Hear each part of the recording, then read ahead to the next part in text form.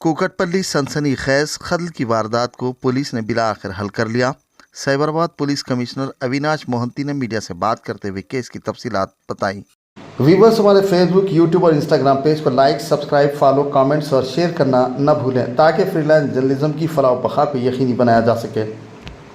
Year-old boy, he was found to have committed a murder ni. Basically ఆయన ఏం చేశాడంటే వాళ్ళ ఇల్లు దగ్గర ఉంటది.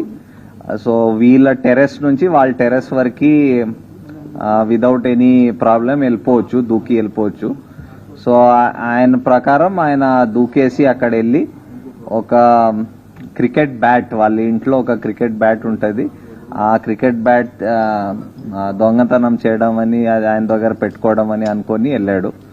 సో అది వెళ్తప్పుడు అక్కడ అది బ్యాట్ తీసుకొని బయటకు వస్తప్పుడు ఆ పాప హ్యాస్ సీన్ హిమ్.